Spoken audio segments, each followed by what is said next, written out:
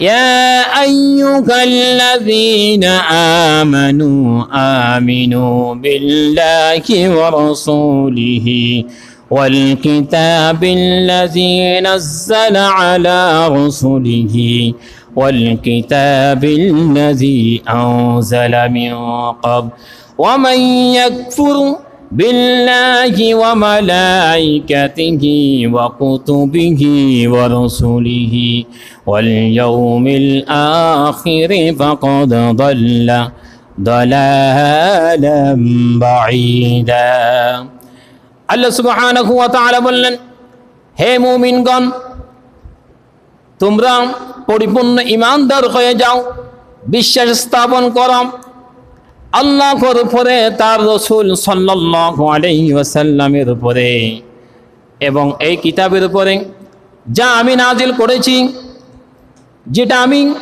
আমার রাসূলের উপরে নাজিল করলাম, সেই কিতাবের উপরে তোমরা ঈমান আনো। সকল কিতাবের উপরে ঈমান আনো যা তিনি আল্লাহ আমি আল্লাহ নাজিল করেছি। আমি ইতিপূর্বে তাওরাত নাজিল করলাম, ইনজিল নাজিল করলাম, জাবুর নাজিল করলাম, ফেরেশতাদেরকে আমি সৃষ্টি করলাম, যা কিছু আমি তোমাদের জন্য নাজিল করেছি সমস্ত কিতাবগুলি তোমাদের পথ প্রদর্শক হিসাবে আমি পৃথিবীর মধ্যে দিয়েছিলাম। এবং কিয়ামতের দিবসে এর উপরে যদি তুমি ঈমান আনতে পারো তাহলে তোমাদের জন্য একটি সুন্দর আমি আল্লাহ জান্নাত রেখে দিয়েছি। আর তুমি যদি এইটার উপর যদি ঈমান না রেখে তুমি যদি অন্য কোনো পথের মধ্যে চলে যাও, অন্য কোনো পথ যদি অনুসরণ করো, আমি আল্লাহ তোমাকে জাহান্নামের মধ্যে নিপতিত করব। আমি তোমাকে তোমার কাজকর্মে যদি তোমাকে জাহান্নামে নিয়ে যেতে হয় তাহলে তোমাকে জাহান্নামে চলে যেতে হবে।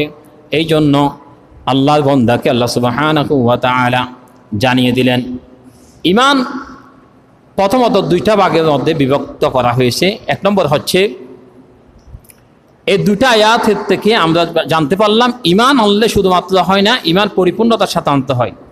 আল্লাহ সুবহানাহু ওয়া তাআলা এখানে দুই ভাগে বিভক্ত করে জানিয়ে দিলেন। একটা হচ্ছে খাঁটি ঈমানদার, আরেকটা হচ্ছে ভেজাল ঈমানদার। এখন খাঁটি ঈমানদারকে আর ভেজাল